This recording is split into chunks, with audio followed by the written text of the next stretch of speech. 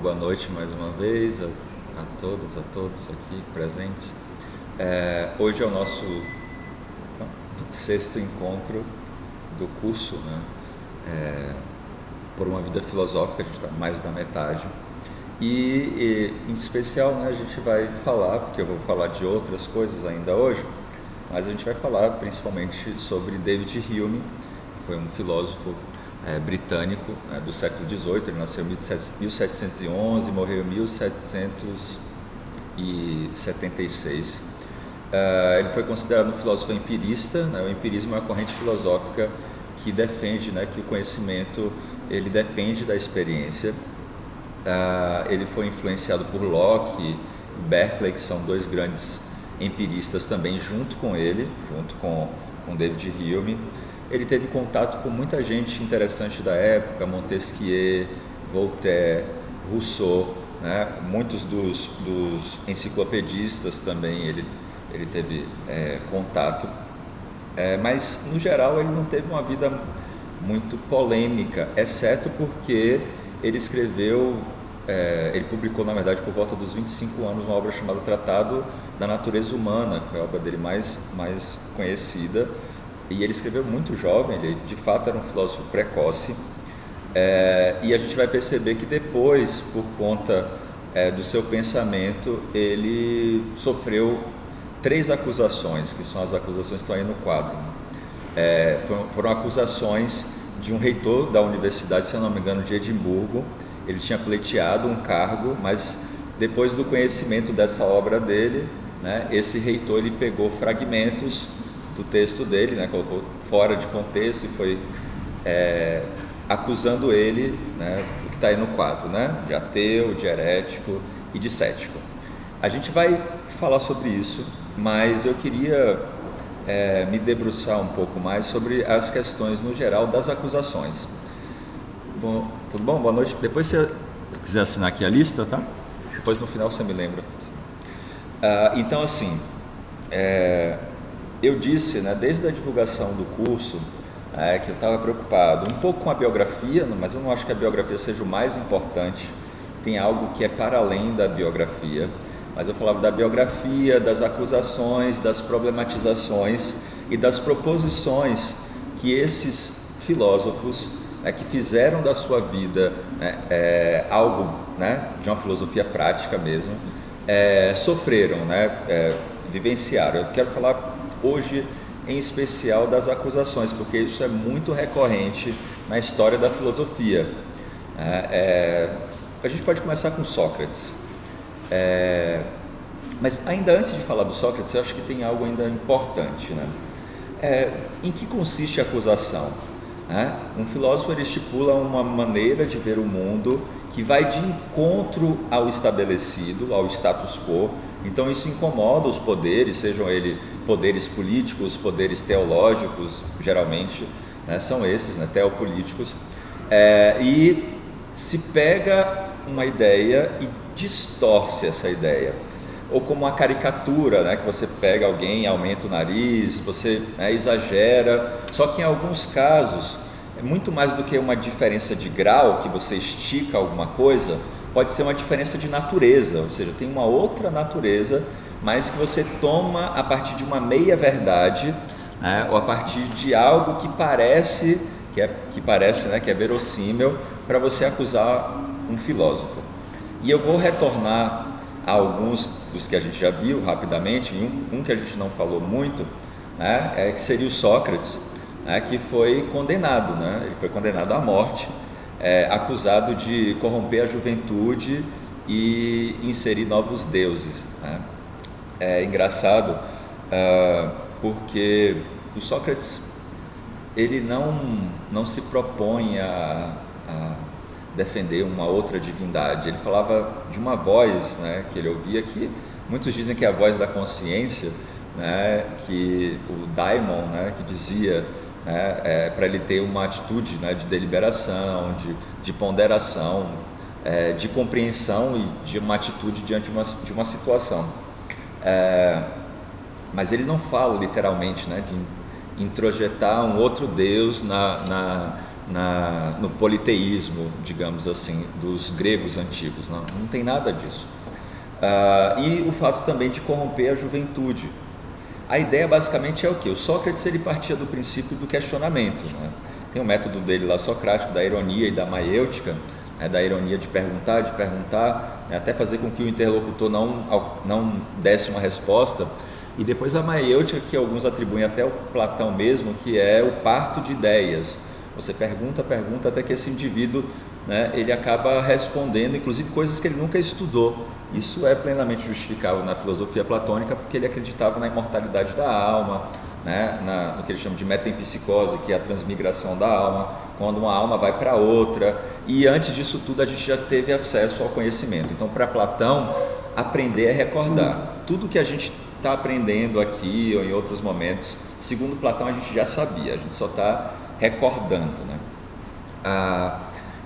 Mas o Sócrates, ele questionava. Esse é o principal. O que é questionar? É não aceitar de pronto uma determinada verdade. Alguém diz, é assim, né? Hoje a gente tem vários problemas com a questão da verdade, né? Com as fake news no cenário político e tal, né? Que basicamente é o quê? Alguém te diz uma coisa e você acredita. Não, é isso mesmo. Aí você não vai investigar, você não vai procurar outras perspectivas. O principal, você não vai ouvir, por exemplo, a fonte, né? Isso que acontece muito com fofoca, né? Viu, fulano falou que você é isso. Aí você já acredita no que, né, te disseram, né? Diz que fulano falou que você é uma pessoa feia, sei lá. E você já acredita e já vai tirar satisfação com o João, sendo que às vezes o João nem falou nada, né? Então a gente tem esse costume de não investigar, de ir às fontes e tentar descobrir, né, de fato, né, o que é verídico do que não é. Então, o Sócrates ele buscava, ele instigava, ele estimulava, ele provocava, né, os indivíduos ali, os jovens também, né, com aspiração política, mas todos, o Sócrates não tinha distinção, a questionar. E só o fato de questionar já incomoda os poderes, né? E por conta disso, né, dentre outras coisas, mas principalmente por isso, né, Sócrates era acusado, né, de ser uma espécie de mosca, porque a mosca incomoda quando a gente quer tomar uma sopa, já diria o Raul Seixas, a gente quer tomar a sopa ali de boa, mas a mosca fica, né, circulando, enfim, tentando pousar na nossa sopa. É alguém que incomoda, o filósofo é alguém que incomoda. Isso a gente viu um pouco também, né, no Diógenes, dessa coragem da verdade, de trazer a verdade, dizer o rei está nu, né, de falar aquilo que ninguém tem coragem de falar, ou de ver, ou de pensar. Então tem uma atitude aí proativa do filósofo que de questionar, inclusive, os poderes, né, à custa da sua própria vida, né? Primeiro exemplo, Sócrates foi condenado a tomar cicuta. Enfim. Depois disso a gente tem o Epicuro, que foi muito difamado. A gente falou também das acusações ao Epicuro, né? Epicuro foi acusado de ateu, né? Quando ele na verdade dizia que os deuses, ele nem chega a questionar a existência dos deuses. Ele fala assim, se os deuses existem, eles têm a vida deles, eles não estão preocupados com a gente. Mas dizer isso já era uma afronta muito grande, né? Ele foi acusado disso, ele foi acusado de apolítico, porque ele não bajulava, ele não queria estar na polis, ele foi para o jardim. Ele não queria estar, enfim, em práticas agonísticas de combate, de disputa, de retórica, de discussão, de convencimento, de persuasão. Não era o interesse dele. Ele estava no jardim pensando em outras coisas, então ele se afasta da polis, e é uma das escolas helênicas, é a que mais está, né, distante. A gente não vê grandes filósofos, né, epicuristas dando conselhos a governantes, como aconteceu com estoicos, né? E enfim, outros filósofos, né? Por fim, o Epicuro ele foi acusado de hedonista. Hedonismo, a gente viu aqui antes que o hedonismo significa buscar a felicidade através do prazer. Só que quando se fala em hedonismo, se pensa muito no hedonismo vulgar, que é aquele que tenta atender aos desejos corporais, né? Do sexo, da comida, da bebida, enfim, né? Que são prazeres que, dependendo da situação, podem levar a um desregramento e um descontrole mesmo, né? Da sua vida, da sua posição. Isso pode ser arriscado. E tinha alguns filósofos que eram hedonistas nesse sentido, né? Os megáricos, enfim. Mas os epicuristas não, o Epicuro não era, ele tinha uma vida muito comedida, né? De vez em quando ele tomava um vinho, comia um queijo, mas para ele pão e água já estava suficiente, né? Para atender ao que realmente era necessário, né? E aquilo que era natural também. Então, o que acontece? No caso do Sócrates, talvez não fique tão nítido isso, né? Mas tem a questão da busca da verdade, do questionamento. Se essa verdade vai de encontro à verdade ali do contexto social, cultural, né, histórico e político, ele é uma ameaça. No caso do Epicuro, ele fala dos prazeres, só que não é qualquer tipo de prazer. Então colocaram ele num pacote que não era o dele, né? Ele falava realmente dos prazeres, como por exemplo estar com amigos. Para ele isso é prazeroso, não é o prazer do sexo, da comida, da gula, enfim, né? Mas isso também era prazeroso, então ele vai qualificando os prazeres. Então você pega uma meia verdade, ele diz que é pelo prazer que a gente alcança a felicidade, viu? Ele é hedonista. Mas vamos perguntar a ele, de fato, se ele defende que todo e qualquer tipo de prazer leva, né, à felicidade. Ele vai dizer que não, a gente tem que qualificar esses prazeres, né? A amizade, a reflexão, o autodomínio, a liberdade, isso gera a compreensão, isso gera um prazer. Eu conversava há um tempo atrás, acho que eu cheguei a falar na aula passada também sobre isso me chamou muita atenção, né? E que as pessoas falam assim, às vezes é melhor ser ignorante, porque a gente é mais feliz. Quando a gente entende todas as dinâmicas sociais, políticas, né, a gente vai se indignando e a gente fica com raiva, a gente quer brigar, a gente quer, enfim. E aí, ouvindo essa conversa, eu fiquei pensando, bom, se indignar faz parte, é importante a gente se indignar com toda e qualquer injustiça social, política, econômica, mas a grande questão é assim, quando a gente confronta isso com a idealização. O que é idealização?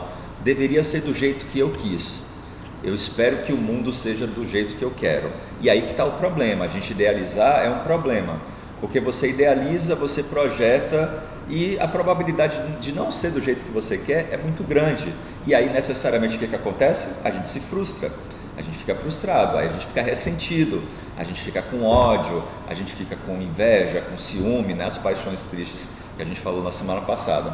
Então há um problema aqui, você achar que as coisas têm que ser do jeito que você quer. A gente viu com os estoicos que você tem que afirmar o acontecimento, não é como eu quero, mas como as coisas são, né?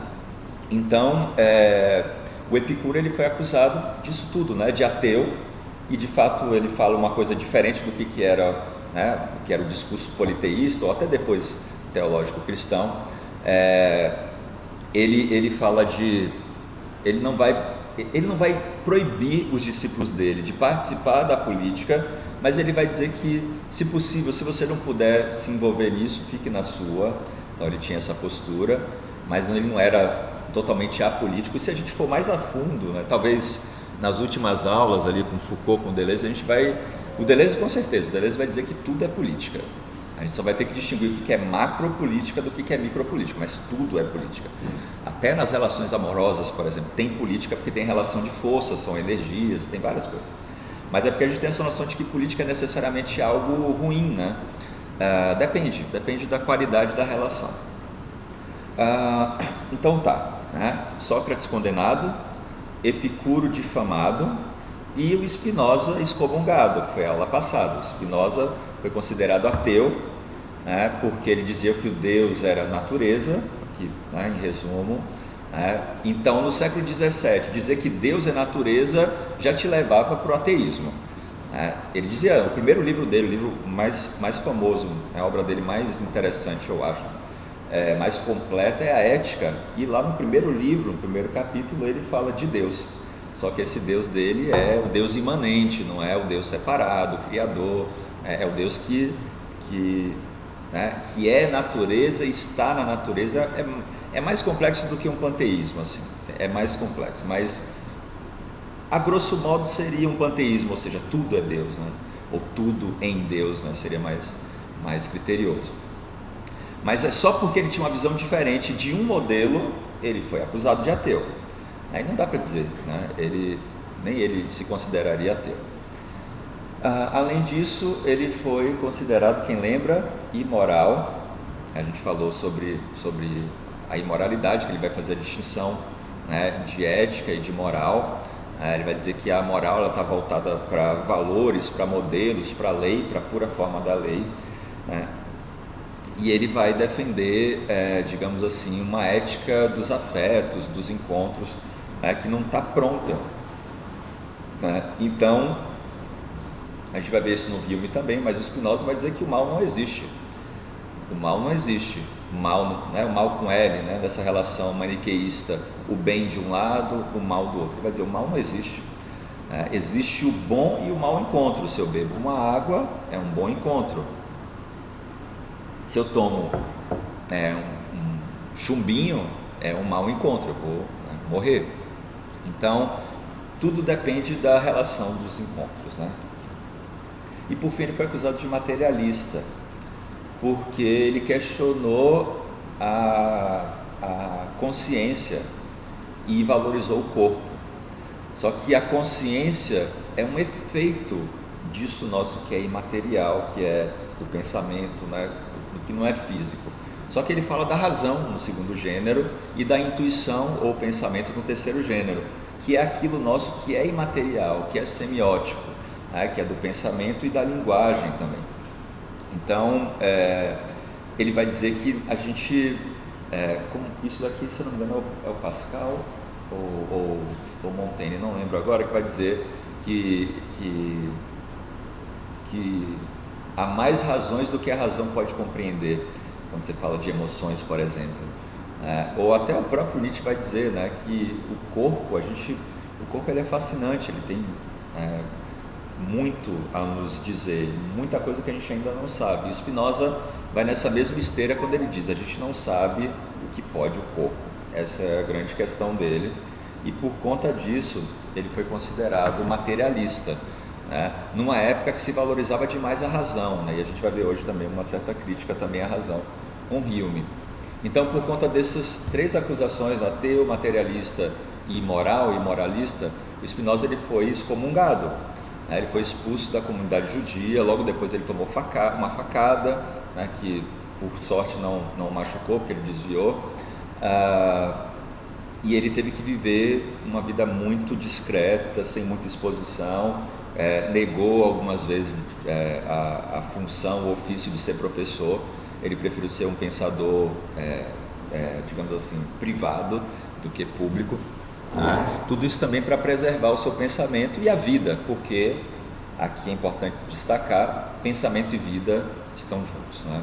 Esse é um dos princípios do curso, para a gente não separar pensamento e vida. E aqui a gente tem o David Hume. Como eu disse antes, tem uma vida, né, não muito espalhafatosa, uma vida discreta, mas ele foi acusado. Quando ele tentou pleitear uma vaga, ele foi acusado disso, né? Mas eu ainda queria falar de um outro exemplo, que eu acho que para mim é importante também, que tem a ver com as acusações, né? Por exemplo, quando Pedro diz que Paulo, ele diz assim, Pedro disse para Paulo sobre João, Paulo, João não é quem você pensa que é. O que a pessoa quer dizer com isso? Que João, essa terceira pessoa aqui, é alguém que não é confiável. Aqui tem vários problemas. Primeiro, a pessoa querer dizer quem é o outro, né? Que já tem essa dificuldade de você dizer quem é o outro. O Spinoza pegou esse problema, né? A gente tem uma relação com o outro, enfim, a pessoa está distraída, ela está andando na rua, ela não te cumprimenta, e você já acha que a pessoa é mal educada. É uma associação que você faz, uma projeção sua, um espelhamento seu, né? Diz muito mais de você do que do outro, né? Geralmente quem fica falando mal dos outros, fofocando, difamando, caluniando, ela tá falando muito mais dela do que do outro. Então, é a mesma coisa quando alguém diz assim, cuidado com fulano, ele não é quem você pensa que é. Então a pessoa acha que sabe quem a pessoa é e quem ela se faz ser, quem ela simula ser, né? Dependendo da situação, isso pode ser uma ameaça, porque quando você fala assim, fulano não é quem você pensa que é porque esse indivíduo, ele está no que a gente chama de zona de variação contínua, ou de diferenciação, ou de devir, né? São termos que a gente pode retomar depois, né? É a pessoa que está em estado de modificação, ela se modifica mesmo. E para aquelas pessoas que querem, por exemplo, uma relação de manipulação, de abuso, tudo que elas querem é que a pessoa continue no mesmo estado. Aí basta ela fazer algo diferente, que a pessoa fala, aí ó, a pessoa já não mantém a palavra, ela já mudou, ela já não faz as mesmas coisas do passado. A gente é muito cobrado pelo passado, como se o passado tivesse que ser o nosso modelo. Quando a gente fica 10 anos longe da casa dos pais, a gente volta e fala, você não vai comer essa comida aqui, você sempre comeu. Fala, não, hoje eu não como mais. Aí já começa a gerar um problema, eu fiz essa comida para você e tal. Então a gente é muito cobrado pelo passado por uma imagem, né? Então manter uma imagem é uma forma também de você estar preso ao olhar do outro. É quando o outro diz assim, nossa, você é muito bom, aí você tem que manter essa imagem para o outro não deixar de achar que você é muito bom. E quando o outro fala, não, você é ruim, você tenta mudar para atender a expectativa, o olhar do outro, né? São duas ciladas aqui, né? O critério de bom ou mal é cada um que faça, né? Pelo menos, claro que a gente pode avaliar ações e tal, mas esse olhar de si para consigo, ele é inalienável, a gente não pode abrir mão dele. Então, isso pode acontecer. Fulano não é quem você pensa que é, porque fulano, esse outro aí, não está vivendo a partir dos modelos, dos padrões, da moralidade, está na ética, na etologia, como diria, né? Talvez, né, pensando ainda no Spinoza. É uma outra relação. Então essa pessoa está em um processo de encontro, de modificação, que ela de fato ela não está presa a uma máscara, né? Talvez até a máscara identitária. Ela pode dizer, hoje eu não quero ser mais, né, quem eu sou. Não tem tanta gente que faz isso, deixa de lado uma profissão, um curso e vai fazer outra coisa. Oswaldo Montenegro fez isso há um tempo atrás, né? Algumas pessoas devem conhecer, né, que ele é um músico, né, compositor brasileiro. Em algum momento ele se cansou da vida dele, ele cortou o cabelo, acho que fez a barba e foi para uma cidadezinha do interior se passar por um sociólogo. Não sei se já viu essa história, ó. Uma viagem assim. Aí ele foi para essa cidadezinha lá, né, ter uma outra vida, ser outra pessoa. Aí chega um determinado momento que ele percebe que ele estava sendo ele mesmo. Aí ele volta a ser o Oswaldo Montenegro. Então assim, mas essa experiência, essa provocação é muito interessante, porque a gente é cobrado a ser o mesmo, né? A gente tem que, mas você não é a pessoa que eu conheço. E dependendo do caso, é muito interessante mudar mesmo, né? A vida é modificação, né? É fluxo contínuo. Ninguém entra duas vezes no mesmo rio, já dizia, né, o grande Heráclito. Então, as pessoas, no geral, elas têm medo da mudança, porque mudar pode ser fugir de uma relação de dominação, de manipulação, né? Pode ser, por exemplo, um incômodo, o outro faz coisas que me incomodam, que eu não suporto, que eu não compreendo, ou que eu não tenho coragem de fazer. Então o que a gente faz? A gente acusa, né? Geralmente quem acusa, quem perturba, é porque está perturbado, está com questões mal resolvidas. Eu costumo dizer, né? Quem tenta puxar o outro para baixo, tem que estar embaixo, só puxa para baixo quem já está no chão, né? Mesmo que a pessoa passe uma imagem de que ela é a melhor, que ela mais, né, tem resposta para tudo, né, é alguém que está com determinados incômodos, então ela precisa diminuir o outro para se sentir melhor, né? Mas lembrando, diminuir porque ela já se sente mal, né? Então só perturba quem está perturbado. Esse é um princípio básico, assim, sabe? Então também tem a ver com esse princípio. Você pega uma coisa, fulano não é confiável. O que é confiar? Confiar é tecer fios, confiar, né? E aí você tem uma relação com a pessoa, você vai criando vínculos, né? Você vai se costurando, né? Vai confiando, né? Fiando com, né? Fazendo tessituras com o outro. E esse indivíduo que está em processo de variação contínua, em devir, né, puro, né, se misturando, né, aberto à mudança, essa pessoa ela está criando vínculos com o mundo, ela está se conectando com várias coisas diferentes. Então, de repente, ela lê um livro que tira ela do eixo, né? Ela mudou, ela está criando outros fios, né? Está fazendo outras tessituras, né? É uma relação de confiança com o mundo e não com o modelo que eu tenho que seguir. Mas você sempre foi assim, você sempre comeu essa comida, agora você não quer mais.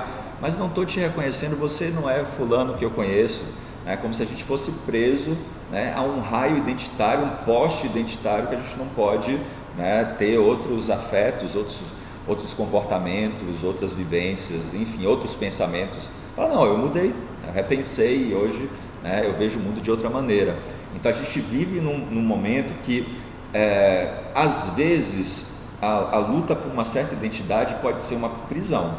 Não que a gente tenha que deixar a identidade de lado, em absoluto, mas em paralelo a gente tem que produzir uma diferença junto com a identidade.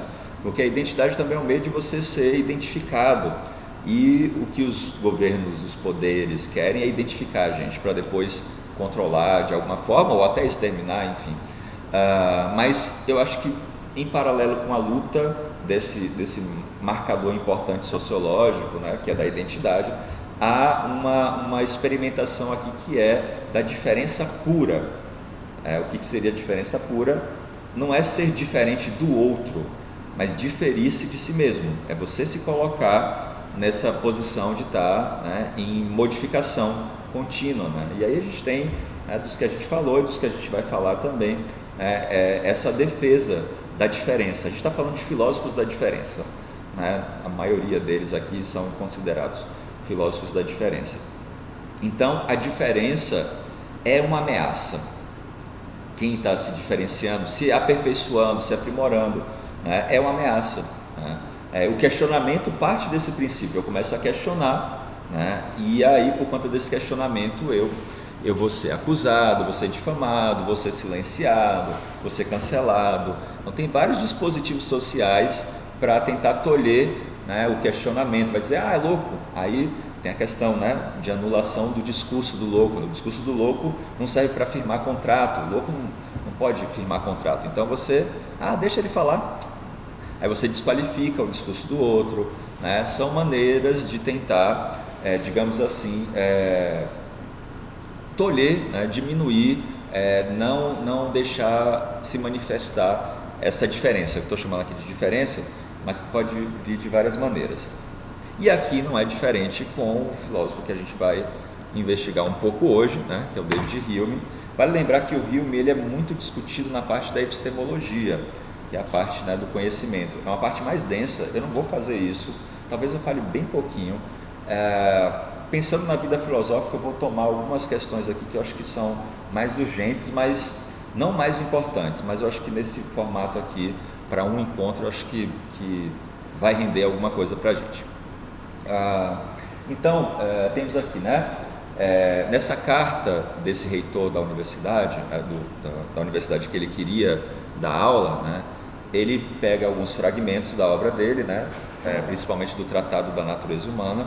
Tem mais de 700 páginas, é uma obra bem, bem densa, e ele vai pontuando ali. Ele faz 6 acusações, mas que podem ser sintetizadas em 3, né, que é ateu, herético e cético. Vamos começar com ateu, né?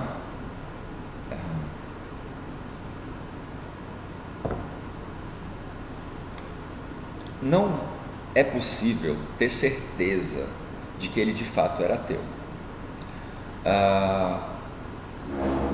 Mas isso não é nem o mais importante aqui. Agora o que a gente pode dizer é que de fato ele questionou os argumentos ditos racionais que tentavam provar a existência de Deus, do mundo. Ele vai dizer que esses argumentos eram inconsistentes. Como é que ele vai fazer isso? Ele vai pegar argumentos muito comuns, principalmente na escolástica, né, que é o período da Idade Média, segunda metade da Idade Média, que tentavam justificar, digamos assim, a existência de Deus, do mundo, né, dos objetivos e tal. Então são 3 argumentos. O argumento ontológico, o argumento cosmológico e o argumento teleológico. Eu vou explicar, tá? Cada um deles. Vamos começar pelo argumento ontológico. Esse argumento ontológico está no Santo Anselmo e está no Descartes também, né, que já é um filósofo da modernidade, racionalista. Ele diz basicamente o seguinte: quando a gente pensa em Deus, a gente atribui algumas características, não é? Eu costumo dizer o O ao cubo, né? Onipotente, onisciente, onipresente, bondoso, justo, por aí vai, não é assim? A gente dá definições do que seria Deus, não é? Isso daqui é para dizer o que é a essência. A essência é aquilo que a coisa é, Deus. Como eu posso dizer também a essência da mula sem cabeça. A mula sem cabeça é uma mula desprovida de cabeça, que solta fogo e tal. É uma definição também. Só que pensando, voltando aqui a Deus, né? Se eu penso em Deus como onisciente, onipresente, onipotente, portanto perfeito, então aqui tem a questão da perfeição, logo esse Deus que eu acabei de definir, ou seja, que eu dei essência para ele tem que ter uma outra correspondência, que é a correspondência existencial. Não basta ter só a essência, aquilo que a coisa é, eu tenho que ver essa correspondência na existência. Então, essência e existência têm que andar juntas para que Deus seja Deus, ou seja, perfeito. Porque se eu penso num Deus aqui na minha cabeça, né, um Deus, sei lá, que joga futebol, ele só está aqui dentro, mas se ele não tem uma correspondência existencial, o Deus que vocês pensam e que tem uma existência é mais perfeito do que o meu, porque o meu faltaria a existência. Deu para entender aqui? Como, por exemplo, a mula sem cabeça tem essência, mas não tem existência, a não ser que alguém aqui já tenha visto mula sem cabeça, eu nunca vi, ou sei lá, unicórnio, né? Então eu consigo dizer o que uma coisa é. Um cavalo alado é um cavalo que voa, né? A gente vê isso, né, na imaginação, né, no cinema, na imaginação no cinema, nas histórias em quadrinhos, na literatura, né, aquilo que faz uso da imaginação, da criatividade. Mas essa correspondência existencial, né, de estar documentado, registrado, não tem, né? Mula sem cabeça, né? O unicórnio, enfim, um cavalo alado. Então, esse é o primeiro argumento que ele vai defender, é o argumento ontológico, né? A prova ontológica, né? Para que confirmar a existência de Deus. O Hume, ele vai dizer assim, pelo pensamento, pela imaginação, melhor dizendo, eu posso imaginar qualquer coisa, eu posso imaginar as coisas mais absurdas e as coisas mais plausíveis, mais óbvias. Para isso eu preciso da categoria da experiência.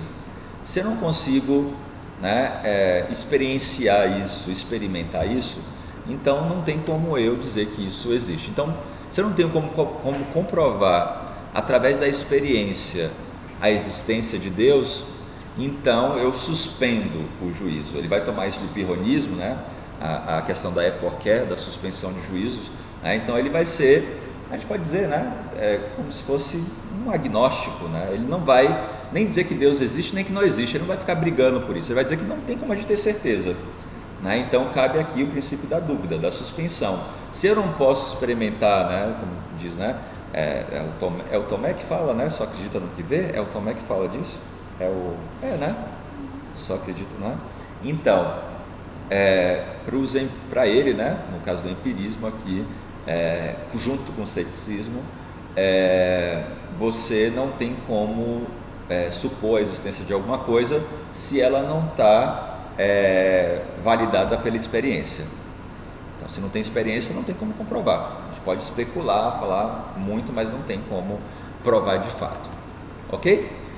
Segundo argumento é o argumento cosmológico, tem a ver com o universo. Ele vai dizer assim, antes de mais nada, né, esse argumento cosmológico, a gente encontra ele no Aristóteles, porque o argumento cosmológico também tem a ver com as causas primeiras, né? O Aristóteles vai falar do primeiro motor imóvel, né, que atrai todas as coisas, e o São Tomás de Aquino, né, depois, né, eu falei, o Santo Anselmo está na patrística, enfim, eu acho que ele está na escolástica, tanto faz aqui agora, não é o mais importante. São Tomás de Aquino, com certeza ele está na escolástica, ele é depois, e o que ele fez? Ele cristianizou a filosofia do Aristóteles, né? Então ele pega esses princípios e coloca elementos do cristianismo, né, na filosofia do Aristóteles, assim como o Santo Agostinho, ele cristianizou a filosofia do Platão, né? Mas vamos falar do São Tomás de Aquino. Aristóteles e São Tomás de Aquino, né? É o princípio dessa argumentação cosmológica e das causas primeiras. O mundo existe, ao contrário da não existência, né? Então a gente consegue, de maneira a posteriori, ver que o mundo está aqui agora, porque o argumento ontológico ele é a priori, ele independe da experiência. Por isso que o David Hume, quanto empirista, ele não vai aceitar. Mas no caso do argumento cosmológico, a gente vê, tem um mundo aqui, esse mundo está aqui. Mas o que causou esse mundo? Né? É esse argumento, né, da causa e do efeito, que, segundo o David Hume, não vai ser possível de comprovar, né? Que necessariamente houve uma causa primeira. A gente tem que questionar que causa primeira é essa. A gente viu que o Aristóteles fala uma coisa, primeiro motor imóvel, o Epicuro fala outra, né, os deuses, né, indolentes, né, que não estão preocupados com o que a gente faz. O Spinoza vai dizer que Deus enquanto natureza. Então isso daqui já muda muita coisa, mas de qualquer maneira, nesse momento aqui, século XVIII, a gente tem um discurso religioso muito forte, né, e questionar que existiu uma causa primeira, a saber, um Deus teológico, cristão, que criou o mundo, como diz lá em Gênesis, né, do nada, ex nihilo, para ele, não tem como a gente comprovar isso. Ele vai dizer que a gente não consegue saber ao certo as causas e os efeitos daquilo que acontece com a gente no dia a dia. A gente falou um pouco disso com o Spinoza, né? Então acontece uma coisa com a gente imagina que a causa é por isso, mas isso está seguindo uma outra cadeia causal que a gente nem tem ideia. Então ele vai dizer assim, a gente já não sabe malmente as causas daquilo que me acontece, quem dirá a causa primeira? Ele vai dizer, a gente não tem como saber disso, não tem como, porque para ele o critério vai ser o critério da experiência, né? Eu não tenho como, através da experiência, comprovar que houve uma causa primeira, que essa causa primeira, aliás, é essa causa desse Deus pessoal, né, dotado de vontade, que em um determinado momento resolve criar o mundo, né? A gente falou um pouco disso, né? Resolve criar em um determinado momento. Tem toda uma discussão na teologia, quanto tempo tem a Terra, 7.000 anos, ou mais do que isso, dependendo do caso, né? Tem várias problematizações aí, né? A gente precisaria fazer um exercício, né? uma geologia da moral para ir mais a fundo nisso. Bom, mas aqui, né, ele vai dizer, né, essa explicação do cosmos exatamente assim, não tem como garantir. Ele vai falar, né, é o Big Bang, é isso, é aquilo, qual foi a causa primeira? Não, isso não é hegemônico na ciência, não tem uma posição única, tem algumas narrativas sobre a origem, e até essas narrativas que falam dessa origem assim, do nada, criou, ou depois do Big Bang, etc., acho que toda criança perguntaria, e o que veio antes? Se o universo está se expandindo, o que tem do outro lado, né? Se ele está se expandindo para algum lugar, enfim. São perguntas simples de alguém que não é um grande estudioso, mas que eu acho que são perguntas válidas, pelo menos. São questões, não são respostas, né? Eu acho que é válido a gente questionar, colocar na mesa e ver se aquela ideia ela se sustenta, ou se ela é frágil demais. E por fim,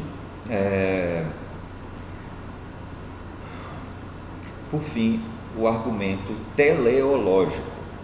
O que é teleologia? Não é teologia, né, que tem a ver com Deus, né? Teo é Deus, logia, o estudo, enfim. Teleologia significa as finalidades, os objetivos, né? As intenções. Então, qual a intenção, né? Já que existe Deus, argumento ontológico, que criou o mundo, argumento cosmológico, aqui quais são os desígnios, quais são os propósitos? Esse é o argumento teleológico, que ele está muito forte no Platão e no Averroes também, que é um filósofo árabe que, né, também foi muito inspirado no Platão. A ideia é basicamente essa: a gente olha para a natureza e vê que as coisas no geral funcionam muito bem, né? Vez ou outra, eu ando pensando muito nisso, preparando essas aulas, né, esses últimos dias, eu ando pensando muito nisso. Acontecem acidentes, não é? Às vezes a gente está andando, escorrega, cai no chão, eventualmente um carro bate, né? Enfim, alguém perde alguma coisa, mas no geral isso é exceção, né? A gente não bate o carro todos os dias quando a gente sai, a gente não perde dinheiro todo dia quando a gente sai do banco, né? São exceções, mas no geral a natureza, talvez, aqui já é outro filósofo, né? O Leibniz diria que seria o melhor dos mundos possíveis, né? O Schopenhauer diria que era o pior dos mundos possíveis, e o Spinoza diria que é o único, né? Esse é o único mundo. Mas de qualquer sorte, a gente tem esse mundo aqui que no geral tudo funciona, né? Aí uma pessoa fica grávida, passa lá geralmente 9 meses, tem um filho, né? Eventualmente alguém pode perder e tal, mas no geral isso segue esse fluxo, né, contínuo, né? Parece que há uma finalidade, e isso daqui vai ser argumento, por exemplo, para o criacionismo e para o design inteligente também, né? Que seria o quê? O criador, ele tem uma intenção. Por que ele cria o mundo? É o relojoeiro que faz um relógio, né? Esse é o argumento da finalidade, do propósito. Só que o Hume vai dizer que há um problema enorme aqui, que vai ser base para o pensamento científico, né, na época, é o método científico, que é o seguinte, que uma causa não pode ser mais complexa do que o efeito, ou seja, Deus não pode ser mais complexo daquilo que ele cria. Ele vai buscar o que ele chama de argumento da parcimônia ou da simplicidade, né? Então é como se tivesse que haver uma concordância, uma consonância, né, daquilo que cria, do que é criado, quando você pensa no cosmos, no universo, no mundo, né? Então, Deus, mundo e finalidade. Ele vai dizer que também não tem como a gente provar, porque ele já está derrubando os outros argumentos, não tem como provar que Deus criou o mundo para isso, né? E aí tem vários questionamentos nisso, né? A gente vai ver daqui a pouco quando chegar na questão da heresia dele, né? Tem vários questionamentos, mas assim, a gente viu que no Spinoza o mundo não tem finalidade. Nietzsche também vai dizer a mesma coisa, não existe finalidade a vida não tem finalidade, você que vai inventar o seu caminho, digamos assim, que eu acho isso, né? Hoje eu estava em aula também, alguém estava perguntando, um grupo estava apresentando um trabalho agora mais cedo, de ciência, física e filosofia, falando assim, né, que a incerteza é o que a gente tem de mais certo, né? A vida é incerta, mesmo que eu tenha dito que existe uma ordem no geral, né? Mas mesmo assim existe a contingência ali atravessando essa necessidade, tá? Aqui eu não estou sendo nada espinosista, mas vamos pensar assim para ficar mais fácil. Mas é isso, ou seja, a incerteza que dá uma abertura para a gente. Imagina se eu fosse condenado a ser somente uma coisa na vida, né? Certo, né? Predeterminado. Que chato seria a vida, de repente, né, eu dissesse eu quero ser outra coisa, né? Então essa incerteza também te dá margem para variação, para diferença, para mudança do que eu falei antes, né? Mas enfim, aqui ele apresenta, um tanto quanto rápido aqui, mas ele vai dizer, pegando o primeiro argumento já, que não tem como a gente ter certeza disso, que Deus, como se concebe Deus nas religiões, né, monoteístas, né, criou o mundo exatamente como foi dito, né, principalmente ali em Gênesis, com uma tal finalidade. Ele vai dizer que isso não tem como a gente ter certeza. E, obviamente, por conta desses questionamentos dele, ele foi considerado um herético, né? Um praticante de heresia. Por quê? Seja estar na condição de ateu ou de cético, de agnóstico, Para os ortodoxos religiosos conservadores, era a mesma coisa, né? Por exemplo, ainda pensando só um pouquinho ainda na questão do ateísmo, por conta desses questionamentos, ele não foi para a fogueira, como Giordano Bruno, outros quase foram, né? Não tomou uma facada como Spinoza, apesar de ter sido talvez o mais odiado dos filósofos, mas ele foi, a gente pode chamar, é um termo muito em voga hoje, ele foi cancelado. Ele foi cancelado, ele, por conta do pensamento dele, ele foi impedido de dar aula na universidade. Essa questão do cancelamento hoje que é muito forte, né? Você fala, enfim, de repente a pessoa faz uma coisa que é condenável socialmente, né? Aquela pessoa passa a ter uma má fama, né? Uma má reputação, um descrédito. Esse tipo de acusação a gente não está romantizando a acusação, ela traz problemas para a vida. A questão é que preço a gente quer pagar para a nossa liberdade, vamos colocar desse jeito, né? Às vezes a gente tem que passar por algumas dificuldades, né, para não negociar o inegociável e nem tolerar o intolerável. E a gente está numa onda agora também muito de ter que tolerar tudo, né? Quando você tem uma certa sanção, né, tolimento de liberdade de expressão necessariamente, por aí vai. Depende muito, a gente tem que qualificar isso tudo, né? Mas de qualquer maneira, ser considerado ateu ou cético aqui não fazia muita diferença, mas isso implicava numa dificuldade social. Essa pessoa ia ser, como se chama hoje, cancelada. E foi o que aconteceu com Hume. Ele teve outros trabalhos, né? Ele também foi um historiador, enfim, mas ele não conseguiu dar aula por conta do pensamento dele. Então, uma espécie de cancelamento, né? De constrangimento, de impedimento dele fazer algo, né? Aqui do ponto de vista da vida acadêmica, né? Do pensamento também, né? Ok, então aqui tem uma relação, né? Ateu, herético. Se a pessoa não acredita ou duvida de Deus, socialmente, culturalmente, ela vai ser uma pessoa que não vai ser tão bem vista. Alguém que, bom, para essa pessoa, se Deus não existe, então tanto faz bem ou mal, né? Como acusam de maneira muito tosca, né? Algumas pessoas que se dizem, né, não acreditar num modelo divino, aí pegam lá o Dostoiévski, né, dizem, se Deus não existe, tudo é permitido, então acha que Deus não existe, a pessoa vai sair por aí matando, por exemplo. Isso diz muito mais de quem está falando do que do outro, sabe? Entender que a ausência de uma lei, vamos supor, te dá margem para fazer mal para o outro, né? Olha a visão que a gente tem, né? Fala muito mais do outro do que, enfim, né? Da pessoa que pode estar experimentando isso. Então, nesse caso, nesse contexto extremamente conservador, religioso, que não aceita a diferença nesse caso, né, ele seria considerado herético por isso, né? Alguém que, né, bem ou mal, certo ou errado, não tem os mesmos critérios, porque ele tem uma cosmovisão, uma visão de mundo diferente da minha, então essa pessoa não pode talvez firmar um contrato, né? Essa é uma discussão, se eu não me engano, acho que acho que o John Locke, ele tem um tratado sobre a tolerância, ele vai justamente questionar isso, será que é possível tolerar o intolerável? Tem essa prática assim, fulano é intolerante, né? Aí a gente tem que ter critério. Eu vou tolerar, por exemplo, misoginia, racismo, isso é tolerável? Não, tem coisas que não são toleráveis, mas não no sentido da violência, como é o outro lado, intolerante no sentido pejorativo, né? Mas tem coisas, ele vai chamar do paradoxo da tolerância, tem coisas que não são toleráveis, né? Aquilo que vai constranger o outro, né? O mal seria aqui você diminuir a potência do outro, isso é um constrangimento.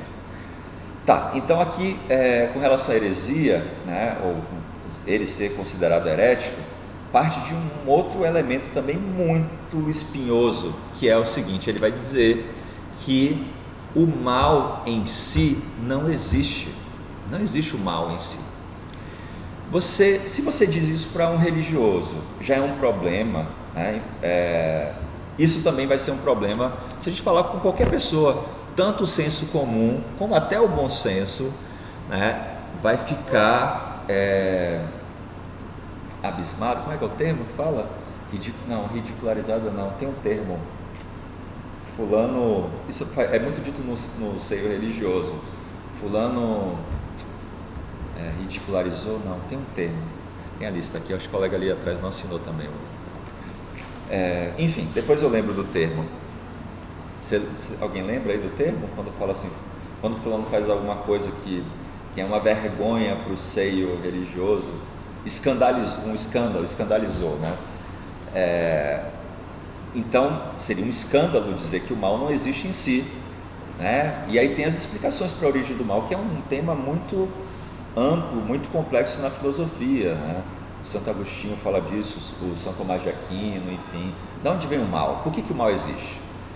Porque Deus deu livre-arbítrio para o ser humano, permitiu, né, escolher, e daí vem o mal. O salário do pecado é a morte, aí vem morte, guerra, né, doença e tal. Ele, né, ao contrário do discurso da queda, né, do pecado original, da queda do paraíso, da teologia negativa, ele vai entender de outra maneira. Ele vai dizer que o mal em si não existe. Ele não vai dizer que um leão ele é mau porque ele devorou um outro animal. Ou, aqui é mais complicado, né? Que, sei lá, um padre ele teve desejo sexual por uma criança. É mais complexo, não é um mal em si, é uma produção, né, psicofísica e histórica, de delírio de raça. São milhões de intersecções para chegar nisso, mas o mal em si mesmo não existe. Isso está no Hume, no Spinoza, no Nietzsche. Para eles o mal em si, né, não existe. Então, como é que a gente vai pensar numa moralidade? O Hume vai dizer que a razão não consegue estabelecer o bem e o mal, certo e errado. Ele vai dizer que a razão ela é escrava das paixões. Dependendo da situação, eu escolho aquilo que me convém. Então ele vai dizer que o critério, o crivo aqui para a gente chegar a uma moralidade não é a razão, mas o sentimento. Ele vai dizer que é o sentimento que vai dizer, né, o que é melhor fazer, né, que é pelo sentimento que a gente pode ser tocado, assim, se eu fizer isso vai causar mal para alguém. Ele usa um termo mais ou menos assim do tipo, entre um corte no meu dedo e a morte de alguém que eu não conheço, talvez alguma pessoa escolha a morte do outro que eu nunca vi. Tem um filme muito curioso chamado A Caixa, com a Cameron Diaz, eu não lembro mais quem está, é um filme de suspense, é um filme muito pesado, e em resumo a história é assim, uma família, ela está passando por dificuldade financeira, qualquer família, são várias famílias no filme, mas uma especial que é dos protagonistas, a Cameron Diaz, está passando por uma dificuldade financeira, aparece um homem misterioso, com o rosto deformado, enfim, que dá uma caixa, e ele diz assim, se você apertar o botão dessa caixa, você vai ganhar, sei lá, 1 milhão, né? Não sei quanto é o valor. Só que 1 milhão, você já assistiu esse filme? Só que ele diz assim, só que uma pessoa que você não conhece vai morrer, né? Ele fala isso. E aí a pessoa hesita, duvida, será que eu faço, será que eu não faço? Dívidas vindo, né? Chegando boletos, né? Etc. E aí em algum momento a pessoa vai lá e aperta. Posso dar spoiler? Já posso falar, né? E aí no final das contas, em resumo, para dizer como, né, essa cadeia é muito mais complexa, alguém que não conhece você vai apertar o botão, ou seja, você vai morrer porque alguém que não te conheceu também apertou o botão, né? Assim, ele vai dizer então, portanto, racionalmente você fala assim, estou precisando pagar conta, mas é pelo sentimento, né, pela emoção, enfim, que você diz assim, poxa, mas alguém vai morrer, né? Então você não age racionalmente, né? Você vai dizer, mas posso problematizar isso daqui, né? Mas talvez a gente não saísse daqui hoje. Mas a ideia é basicamente essa, é pela emoção que a gente consegue ver o que é certo e errado, porque ele vai dizer que a razão, ele é um empirista, né? A razão ela é insuficiente para compreender a moral, a vida, né? Ela não dá conta, ela é escrava das paixões, ela oscila, ela faz aquilo que é conveniente, pelo sentimento é a simpatia, daqui a pouco a gente vai falar dela, pela simpatia que a gente consegue pensar numa moralidade, sem desconsiderar, coisa que a razão faz algumas vezes, né, sem considerar o contexto social, cultural, passional, por aí vai. Então tem essa questão, né? E até para dizer o que é bem ou mal, né, tem uma frase muito bonita que o Deleuze ele escreve, a monografia dele, o trabalho de conclusão dele foi sobre o Hume, 53 eu acho, e ele vai dizer algo do tipo assim, o Hume ele é original por algumas questões, uma delas é que ele diz que as relações são exteriores aos termos. Parece uma frase abstrata, né? Mas o que eu quero dizer, tem dois termos, dois elementos aqui, dependendo da relação que eles têm, pode ser uma relação muito boa ou não. Se eu estou com muita fome, eu como o primeiro prato de comida, ótimo, né? Aquela comida, aquela macarronada, Cris, delícia. Mas se eu como 2, 3, 4, 5, 6 pratos da mesma comida, já não vai ser tão legal. Então depende muito da relação, das circunstâncias. O macarrão em si não é bom nem mal, como eu falei da água na semana passada. A água é importante para a vida, né? Mas se eu tomar 20 litros agora aqui na frente de vocês, eu vou passar mal, né? Então, as relações são exteriores aos termos por isso, né? Dependendo da relação, né, a gente pode qualificar esses termos, a essência. Então, seja no sujeito, no objeto, nas forças, a gente não pode dizer que isso é bom ou mal, depende da relação, né? Então, por conta desses questionamentos, né, ele vai questionar, né, e vai questionar uma posição aqui, né, o mal em si não existe. A gente pode dizer como Spinoza, existem os maus encontros, né, que diminuem a minha potência, mas o mal em si mesmo não existe, para o Hume não existe.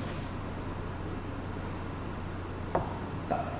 E aí por fim, aqui, ele também foi acusado de cético, talvez ele seja a acusação mais plausível mesmo, porque ele se colocava como cético, né, dizendo basicamente isso, assim, né, não tem como a gente ter certeza do que vai acontecer, senão pela experiência. A gente pode até provocar assim, a gente não tem como ter certeza que o sol vai nascer amanhã, por mais que ele tenha feito isso durante muito tempo, a gente não tem nenhuma garantia. Claro que a probabilidade é absurda, né, de acontecer, mas mesmo assim nada me garante. Então o critério é esse. O ceticismo, que é essa dúvida, não é necessariamente negar, é estipular limites para o entendimento. O que o Hume está fazendo é isso, é colocar limite. A ciência não é capaz de saber de tudo, ela tem critérios, ela tem limites, então a gente precisa, né, ter esse crivo que é a experiência para dizer, isso daqui eu não tenho como saber, né? E aí por conta disso a gente faz algo que ele vai chamar, né, que é uma síntese passiva do tempo, que é a contração do hábito. O que é o hábito? O hábito é associar duas coisas, né? Contrair hábitos, você junta uma coisa com a outra. Acordar, escovar os dentes, né? Aliás, alguns dentistas dizem que a gente não pode escovar os dentes logo quando acorda, por conta dos ácidos e tal. Você pode escovar a língua e tal, por conta do hálito e tal, mas os dentes não podem. Mas enfim, a gente cria hábitos. Acordar de manhã, eu tenho que tomar um banho todo dia quando eu saio de casa. Você vai contraindo um hábito que não tem nada a ver uma coisa com a outra. Tem gente que não toma banho quando sai de casa, né? Então a gente vai contraindo hábitos, né? Vai criando associações, né? Vai chamar de associacionismo, né? Mas para que isso aconteça, para que haja essa contração do hábito, para alguma coisa funcionar, né? Poxa, quando eu tomo banho, eu tomo café, sei lá, eu acordo melhor. Você teve que experimentar antes, né? Se eu coloco, por exemplo, um pó preto para alguém que nunca viu, né, um integrante de uma tribo, enfim, indígena, um pó preto e fogo, e junto esses dois, vai gerar o quê? Explosão, né? Se for pólvora. Mas nada na pólvora me diz que ela vai gerar uma explosão. As relações são exteriores aos termos, depende do tipo de relação que eu estou fazendo. Aqui é epistemologia, né? Então, é pela experiência, né? Eu lembrando de alguns filmes, né? Tem um filme chamado A Vila, não sei se vocês lembram, esse é um pouco mais antigo, eu acho, do que a Caixa, da década de 90, final da década de 90, né? Que é uma comunidade, assim, que o pessoal vive isolado da sociedade. Toda vez que aparece alguma coisa vermelha, aparece um monstro lá, que eles chamam daqueles que não mencionamos. Tem uma questão de controle lá, enfim. Mas é uma associação, onde a fumaça a fogo, a gente associa pelo hábito, né? Mas nem sempre onde a fumaça a fogo. Mas a gente tem essa tendência, né? Se a gente ouve o tique, tic-tac, tic-tac. Se eu coloco vocês numa sala fechada, ouvindo um relógio, tic-tac, tic-tac, tic-tac, vai enlouquecer, né? Mas quando chega o tic, vai chegar um momento que antes do tac, eu já falo tac, você antecipa. A gente faz isso na vida, a gente tenta antecipar algumas coisas, né? É uma maneira também de viver, mas não há garantia de eu estar fazendo alguma coisa e que aquilo sempre vai se efetuar, né? Então ele joga a gente nessa zona de indeterminação mesmo, né? Um agnóstico, um cético, mas em vista do que? Volto a dizer, a dar um critério, a dar um limite para a razão não ficar imaginando, para a imaginação, melhor dizendo, não ficar criando fantasmas, né? Para a gente não ficar imaginando, pensando em coisas absurdas. Você tem que ter um critério, né? Queria falar? Não. Então, o ceticismo aqui, ele é importante por isso, né? Qualifica a potência de conhecer o mundo, né? Porque assim, ou você tem o conhecimento que tem todos os métodos, todas as etapas científicas, ou você tem o dogma, a imposição. É assim. Por quê? Porque eu quero, ou porque Deus quis, ou porque é assim, seja lá o que for, né? Quando uma verdade ela é imposta e ela não é colocada, né, em dúvida, e eu volto a dizer, colocar em dúvida não significa necessariamente negar, é questionar e ver, será que isso faz sentido? Acho que faz, né? É muito diferente de dizer assim, faça isso porque sua avó fazia, não mistura leite com manga, né? E as pessoas não faziam, por quê? Não, porque vai entortar a boca, por isso, por aquilo. Aí depois a gente vai ver, né, que os fazendeiros não queriam que os escravos comessem a manga e bebessem o leite para economizar, eles diziam que fazia, né, passar mal e tal, então necessariamente os escravos iam comer manga e esperar horas para depois tomar leite. E a gente acha que é uma questão fisiológica, né? Uma questão histórica, econômica, enfim, né? Então a gente ouve as coisas e não questiona, né? Esse suspender o juízo, esse colocar em xeque, colocar em parêntese, né? O exercício da Epoché, que está lá no pirronismo, mas depois que a fenomenologia com Russell principalmente vai retomar, é isso, né? De não aceitar uma coisa, né, sem questionar. E eu digo isso o tempo inteiro em sala de aula. Vamos investigar, vamos questionar, vamos trazer outras perspectivas, né? Vamos repensar tudo isso. Boa noite, Rian. Vamos questionar isso tudo, né? Isso é importante. Então, por conta disso, né, de tudo isso que eu coloquei agora, o David Hume, ele foi acusado, né, de ateu, de herético e de cético, né? Voltando a dizer que o cético aí é muito, muito mais tranquilo, assim, né, para ele, né? Apesar de que a gente também, volta a dizer, né, século XVIII, mas a gente tem uma tradição racionalista muito forte, o iluminismo, né? Então questionar a função, a qualidade da razão também é problemático, né? Então ele de fato tocou em temas muito espinhosos, né? Questionar, né, através daqueles argumentos, né, tanto a questão de Deus, do mundo e da finalidade, né, a questão da moral, né, do bem, do mal, enfim, né, das relações, e por fim a questão de estipular um limite mesmo para o conhecimento, na parte do critério, que é o critério da experiência. Não é que a experiência vai dar todas as respostas, mas ela é aquela que vai ser o critério de verdade, digamos assim, né, a partir dessas relações, né, de inferência causal que não tem como eu controlar, não tem como eu, melhor dizendo, não tem como eu antecipar. Mesmo que eu antecipe, tem coisas que eu não tenho como garantir que vão acontecer. A gente cai lá no plano das incertezas, né, e da probabilidade, enfim. Mas é isso. Agora eu vou mudar um pouco a direção da aula, e eu vou para um outro assunto que não é um assunto tão comum quando se fala do David Hume, porque, como eu disse antes, ele é muito estudado naquilo que tange a teoria do conhecimento, né? As condições de possibilidade, a essência, limites, né? Enfim, que é um outro assunto que envolve a cultura, a economia política, as relações sociais e a própria natureza humana. E aí eu estou estabelecendo aqui, chamando de instintos e instituições. Bom, só antes da gente fazer essa mudança. Até agora tá dando para acompanhar? Geral? Vamos lá, instintos e instituições.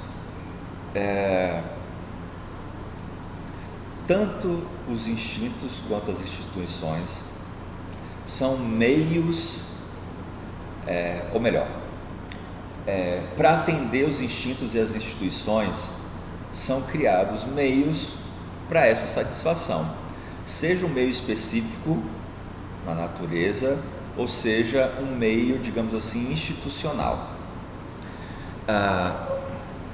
Nesse viés, a gente pode dizer o seguinte: existem as leis e existem as instituições.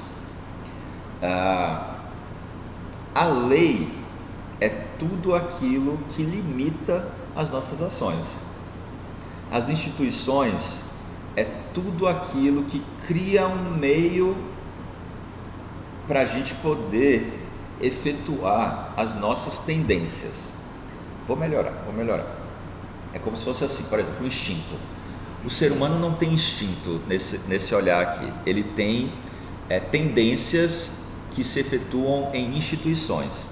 O animal tem instinto, ele vai ali na natureza. O cachorro, a gente falou do cínico, né? Vai ali encontra uma cadela, enfim, copula, né? É aquilo ali, né? No caso do ser humano, não. O ser humano, ele encontra meios para ele poder, digamos assim, realizar os seus prazeres, vamos chamar assim, mas eu gosto da ideia de tendência, que é o termo que ele utiliza, né? As suas tendências. Por exemplo, claro que a gente pode questionar isso daqui, mas o exemplo ainda cabe, que é: se eu quero, por exemplo, ter relações sexuais, você tem, ou procriar, você tem um casamento para isso. Se eu quero afirmar a minha vontade de ter coisas, a minha avidez, a minha ganância, eu crio a instituição propriedade. Se eu quero, é claro que é muito mais amplo do que isso, a questão da guerra, por exemplo, mas se eu quero efetuar a brutalidade, a guerra é a legitimação disso. Eu posso matar o outro, aquele outro que eu não conheço, por exemplo. Se eu quero gastar o meu dinheiro, me sentir satisfeito, aqui sou eu que estou colocando, né? Eu vou no shopping e eu compro coisas, eu acho que a minha vida está sendo preenchida. Em outras palavras, não é pela lei que a gente explica a organização social. O Hume, ele está fazendo uma coisa, eu acho que alguém já deve ter feito essa relação, mas o Hume, ele está fazendo um questionamento aqui de uma base da filosofia política, que é dos contratualistas. Ele está pensando diferente dos contratualistas, e ele, já para adiantar aqui, ele vai influenciar o Jeremy Bentham, que é um utilitarista, né, ali já do século XIX, e depois o Foucault leu Jeremy Bentham, né, a Vigiar e Punir, ele traz ali, o Foucault diz que o Jeremy Bentham é muito mais importante do que o Hegel para a história da filosofia, e eu vejo notoriamente uma relação entre os três, que começa com Hume, que talvez tenha ficado mais famoso com Foucault, e eu vou chegar lá. Mas voltando aqui, né? Instintos e instituições, nós satisfazemos as nossas tendências em meios, e não através de uma estruturação social pautada na lei, porque a lei é o negativo. Então vamos pensar lá nos contratualistas, né?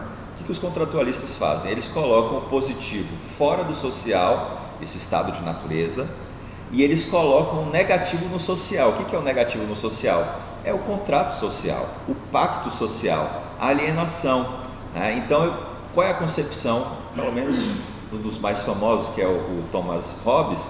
Ele vai dizer que o homem é egoísta, então é preciso que o Estado ele haja de maneira, né, coercitiva, né, de maneira opressora, né, estabelecendo limites, porque o ser humano ele é egoísta. O problema aqui é o seguinte, que até o egoísmo existe na condição humana, mas ele vai dizer que não é isso que explica. E melhor, isso não vai nem sustentar uma sociedade que é toda marcada pelo negativo. Não pode fazer isso, não pode fazer aquilo. Então ele vai dizer que talvez a simpatia, né, seja tão importante quanto o egoísmo, ou até mais importante, mas no sentido de encontrar uma espécie de cumplicidade em que a gente estabelece um meio para efetuar as nossas tendências e todo mundo faz, né, segue essa regra, ele vai chamar o termo regra, tem a ver com moralidade também, segue essa regra que é para o bem de todo mundo. O egoísmo pode aparecer aqui, mas é como um efeito, né, ou como uma exceção. Em outras palavras, é muito mais difícil você governar a partir do negativo. Não pode, não pode, não pode, não pode, não pode, não pode, não pode, não pode. Então o que ele vai dizer é assim, não, existe um meio, a família, que tem a questão das afinidades, né, tem os meios ali para você efetuar, né, suas tendências, né, seja, né, um restaurante para você comer, né, seja uma festa para você, né, enfim, extravasar, né, dançar, enfim, você cria meios, né, aplicativos para ter sexo casual, meios, instituições, ele vai chamar isso de instituição, é um sentido muito mais amplo aqui do que como a gente entende na filosofia política, instituição, né? É outro sentido aqui, não é uma instituição, digamos assim, estatal, né? Ele vai dizer que é uma instituição social, né? Como a gente pensa nos grupos, né? Na sociologia a gente fala. Então, assim, isso está espalhado, mas não é pelo negativo, é pelo positivo, né? E aí o Bentham vai retomar essa questão e o Foucault com certeza ele retoma isso. Eu não vou falar disso no Foucault, mas eu posso adiantar aqui que Foucault vai dizer que o poder repressivo ele não se sustenta, né? Ele vai trazer uma positividade para o poder. Então a instituição aqui para o Hume, ela é inventiva, ela cria essas condições, né, para você efetuar a sua tendência, chame como quiserem, né, as pulsões, os desejos, ela cria um meio, ela não é aquela que diz não pode, não pode, não pode, não pode, ela diz não pode, faz isso. Aí a gente tem que se questionar, essas instituições, elas funcionam para quem? Né? Para as classes privilegiadas, como ela funciona, os burocratas que vão fazer elas funcionarem, né? A partir de quais critérios a gente associa essa tendência e essa instituição, né? Ritos de civilização, ritos civilizatórios, meios de produção, tanto faz, a gente pode pensar nisso tudo, mas o que há é esse meio positivo, então há algo de positivo. Eu disse antes, né? Os contratualistas eles colocam o positivo fora do social, que é essa natureza humana, como eles entendiam, né? Estado de natureza, e aí eles colocam o negativo, que é o contrato social, o limite, né? Essa visão positivista, né? Até alguns juristas vão questionar essa ideia desse direito natural dos contratualistas, e o Hume está nessa pegada também, né? Ou seja, colocar o positivo fora do social e o negativo dentro através do contrato social, do pacto social. Já nessa teoria das instituições, a gente coloca o negativo, coloca o negativo fora, que seriam as necessidades ou o instinto, que esse instinto cru não existe, segundo nós exercemos, um instinto totalmente desprovido da cultura, né? Ele vai fazer uma relação muito forte de natureza e cultura, a gente costuma separar natureza e cultura, ele está colocando aqui junto. Então assim, ele vai dizer que ele coloca esse negativo fora, que é a necessidade ou esse instinto, e vai colocar o positivo dentro do campo social, né? Esse positivo são os meios para a gente consumir, por exemplo, né? O consumo, né, é como a gente é capturado através de algo que parece ser bom. Alguém diz assim, não, compre isso e você vai ser feliz, né? Faça isso. Então há um estímulo, e tem toda uma economia política aqui, né?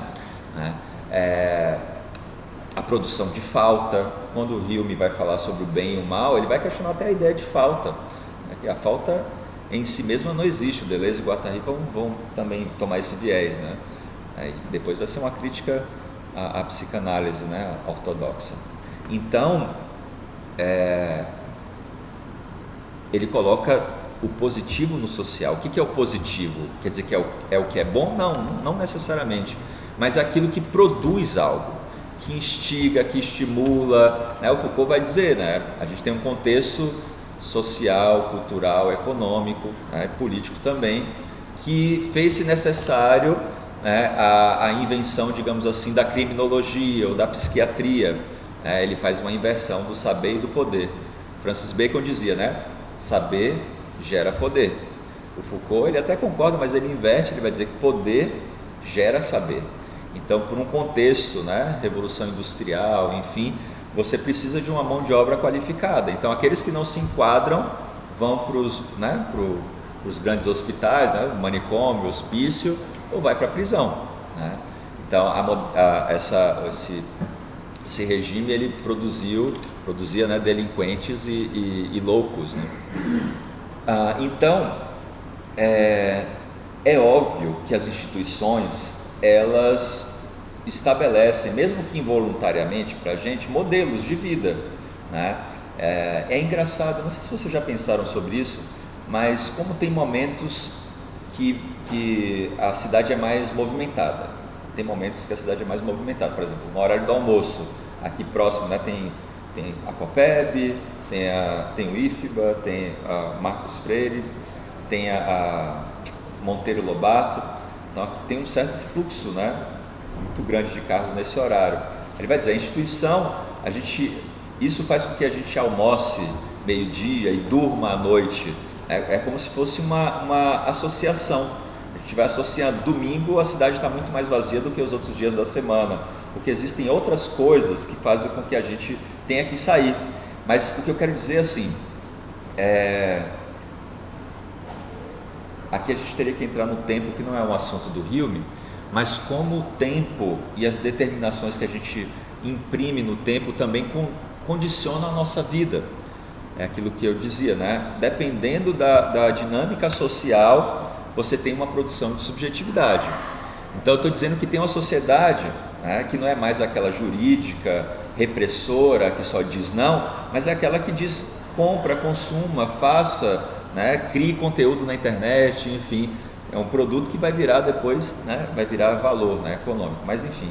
Então tem uma positividade aqui, e isso é muito mais sutil. O Foucault vai dizer no Vigiar e Punir que é muito mais eficiente, né? É muito mais eficiente porque é muito mais difícil você controlar alguém só dizendo que não pode, né? Ele vai questionar o poder eu vou falar do poder pastoral, provavelmente, mas aqui ele vai questionar o poder monárquico, o poder régio, né? Que, enfim, até o Maquiavel fala bastante disso, né? Um poder que só age através da violência. Alguém pisou na grama, corte a cabeça, como dizia lá, né, a rainha lá do Alice, corte a cabeça, ou guilhotine, enfim, um tipo de enfim, né, de monarca, necessariamente aqui tirano, que faz isso, né, ele vai gerar muito mais tensão e ele vai ter muito mais dificuldade de governar, assim. Agora aquele que, né, sabe dosar, né, o Maquiavel fala bastante disso, né, sabe dar, né, um pouco, né, ele vai dizer, é preferível ser temido até do que amado, ou até odiado, né? Mas o medo é uma categoria política de controle, de dominação, né? Então, tem essa economia, é uma economia do governo, da vida, né? Você economiza de uma certa forma, porque é muito desgastante você estar matando pessoas só porque elas pisaram na grama, né, do seu principado. Então, uma sociedade tirânica, ditatorial, né, totalitária, tem mais leis e menos instituições. Um regime político mais democrático, mais libertário, ele tem mais instituições e menos leis. A lei, ela é infligida diretamente para o indivíduo, né, que quebra com algum código, com alguma regra ali social. Mas no caso, a instituição, ela é muito mais efetiva. Ela é muito mais efetiva do que a lei. Então, o Hume, ele não vai ficar preso como os contratualistas ou a teoria da lei, né? Ali preso no contrato, nos direitos e na lei. Ele vai se voltar para os instintos, talvez, mas principalmente para as instituições. para as tendências e para as instituições. Agora tem um detalhe, a instituição não explica, por exemplo, a minha tendência, por exemplo, a minha vontade de beber água, né? O que são os hidratos, né? Vou tomar água, né? O que isso tem a ver com a minha vontade de beber água? Uma coisa não explica a outra. Por exemplo, uma propaganda da McDonald's não vai explicar a minha fome. A gente cria conexões. As relações são exteriores aos termos. Por que a gente conecta a Coca-Cola com o nosso intestino, com o nosso estômago, seja lá, né? São conexões arbitrárias, mas existe um meio para a gente efetuar, porque tem que ter isso para você conduzir, né? Para você controlar, né? Controlar não é bem um termo, né? Mas para o governo aqui. Então, eu imagino que alguém já deva ter feito essas relações, mas isso começa com Hume. Ele vai falar dessa positividade no campo social, que está lá no Bentham. Ele vai pensar, né, a noção da prisão, né? Ele vai sair lá do modelo, isso Foucault vai falar muito bem, do modelo do poder, da violência, né? Do suplício do corpo. Pode falar? Exatamente, né? Da sociedade disciplinar. Exatamente. Então, ali tem, né, vai falar do panóptico, né, o olho que tudo vê e tal. Então, mas isso começa com o Hume. O Hume ele influenciou muito os utilitaristas, né, e outros filósofos, né, o positivismo lógico, né, os pragmáticos também. O Hume ele tem essa influência muito forte. E eu vejo isso no Foucault. Eu não acho que o Foucault não cita ele. Vou ter que reler a Vigiar e Punir para ver, mas eu acho que não cita. Mas eu vi uma relação muito interessante, assim, que já no século XX traz muita coisa. Você sai desse tipo de governo, né, de que da opressão, da negatividade, da coercitividade, né, para um modelo que, claro, vão ser criadas ali instituições para você poder fazer coisas, né, para você achar que você está fazendo algo que é do seu desejo. Aí sim, o Hume vai se questionar quando ele fala das tendências. Essas tendências podem ser mutiladas, distorcidas, né? Por que a gente acha que tem que ter tal coisa para efetuar esse lado, né? Tem toda a questão da propriedade também, que o John Locke vai falar, né? Do segundo tratado do governo civil, vai falar da importância da propriedade privada, né? No direito civil. Por que eu acho que eu tenho que ter uma coisa? Se a gente for fazer um desdobramento, uma leitura, né, inclusive, né, do capitalismo, a gente vai ver que essa tendência ela pode ser distorcida também no meio, né? Ela não aparece de uma maneira purista, digamos assim, né? Ela pode ser interferida. A gente pode passar a desejar uma coisa como se aquilo fosse dar sentido, significado para a minha vida, quando na verdade não dá necessariamente, né? Então eu acho que essa é a grande, acho que é um ponto importante aqui no pensamento dele, né? A gente tem muito mais leis e instituições, ou melhor, a gente tem muito mais instituições do que lei, dependendo do regime político, mas isso é anterior. Quando a gente fala do contrato, até tem um contrato, mas esse contrato ele vai dizer, né, a ideia da conversação e também dos bons costumes. Ele vai dizer que no geral a gente, como eu disse, né, a gente não está o tempo inteiro brigando um com o outro. A gente tem o mínimo, se bem que hoje às vezes está um pouco difícil, mas no geral a gente conversa, a gente não está o tempo inteiro se ofendendo aqui, pelo menos agora, né? Então existe algo que é estável, né? Que tem a ver com essa instituição e que tem como efeito o contrato, né? E até o Estado, né, ele vai ter uma visão muito interessante, né? Mas eu acho que esse daqui é um ponto principal.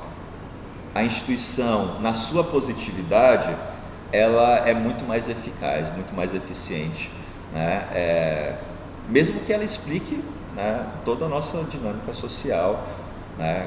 A gente compreende as relações muito em vista disso, da simpatia, né? Ele vai falar disso, né? Você se associar, ele vai dizer, em outras palavras, que a gente não vive em estado de natureza, né? Como vai dizer o Hobbes, o homem é o lobo do homem. Muito embora exista violência, mas ele vai dizer que desde os primórdios, né, grupos se reuniam ali para proteger uns aos outros, né? Então já existia a cumplicidade ali, a cooperação. Senão a gente vai pegar o núcleo, né? Desde pensar o núcleo familiar, isso aí vai se desdobrando, mesmo que tenha brigas em família, mas assim, existe algo de familiar. Isso vai de encontro a essa ideia de que o homem é o lobo do homem, ou seja, que ele quer matar o outro inveteradamente, né? Indiscriminadamente. Inclusive isso vai influenciar até, né, o Freud no Mal Estado da Civilização, ele vai retomar essa ideia do homem como o lobo do homem, né? Da importância da civilização, do interdito, do superego, enfim. Fala, você queria falar? Pode, claro. Eu acho interessante esse contraponto, esse antagonismo, porque muito a gente ouve hoje em dia vários discursos como, por exemplo, a família é uma espécie de controle social, uma prisão, ou a gente vê a religião é uma relação de poder, de aprisionamento, e realmente tem uma articulação ali do medo, né, com o conceito de inferno, conceito de céu e tudo mais. Mas, assim, na minha opinião, eu acredito que de alguma forma não é somente isso. Entendeu? Essas entidades, tanto a família quanto a religião, quanto outras, são entidades que nós seres humanos criamos para nos conectar com aquilo que nós mesmos sentimos, com aquilo que nós mesmos somos. Né? Tipo, a religião, eu acredito, apesar de não pertencer, não acreditar em nenhuma religião, eu acredito que nós seres humanos possuímos uma necessidade de crer em algo. Entende? Assim como a família também. Me parece que nós seres humanos, o Foucault fala isso no As Palavras e as Coisas, né? Nós seres humanos precisamos de grupos, de nos enquadrar em grupos, né? De nos relacionar uns com os outros. Nós não somos seres solitários. Eu acho que isso acontece tanto na família quanto na religião, que é uma forma de conectar um com o outro. São comunidades, né? Agora a gente pode questionar essa sequência, tipo, a família é causa ou ela é efeito? Foucault ele vai discutir isso também, né? Que família é essa? Primeira coisa, quando ele vai lá no História da Sexualidade, volume 1, ele vai tomar a família a partir desse modelo burguês, o quarto, né? O quarto do casal, que é o quarto do sexo, tem todas as divisões, né? Se a gente vai para um historiador, né, o Philippe Arrier, ele vai olhar para a família de um jeito, a Melanie Klein, o Freud, principalmente a Melanie Klein, vai olhar para a criança, por exemplo, de um outro jeito. Eu acho que é válido isso que você colocou e é isso. Tem essa relação intersubjetiva, né, de grupos, né, de comunidades. Mas eu acho que nesse momento, eu acho que é muito importante a gente inclusive questionar esses universais, né?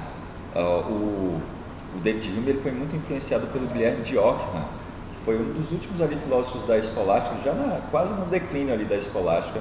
Ele tem aquela ideia da navalha de Ockham, né? Que ele vai pensar o universal, né? E o singular, enfim, o singular naquilo que a gente pode apontar, né? Esta cadeira. O universal a gente não tem a rosa, né? A família. Que família é essa? Então você toma um modelo como único. Essa é a ideia do modelo que pega a gente. Fala assim, não, Deus é assim, por exemplo, né? Vamos pensar as críticas que foram feitas até agora. Qualquer outra concepção, mesmo que seja até difícil enxergar Deus ali, já é acusada, porque se não segue o modelo, se não segue a lei, vai ser julgado, vai ser recriminado, vai ser acusado, né? Então, a lei, para alguns, ela, né? Claro que tem questões aqui jurídicas que são mais amplas, mas para alguns a lei é aquilo que vai dar sentido, mas para aquele que está pensando, né, numa vida filosófica ou mais libertária, a lei vai ser a redução das minhas ações, que é o Hume vai dizer, a lei é limitação das ações, já as instituições é a abertura, né? Você inventa meios, né, para atender essa tendência, mesmo que a instituição ela não explique a tendência, mas você cria um meio ali qualquer para atender alguma coisa. Eu acho que a gente precisa estar com essa navalha no sentido figurado aqui, né, do Ockham para questionar os universais. Essa questão das leis e das instituições que eu não conhecia, Sim.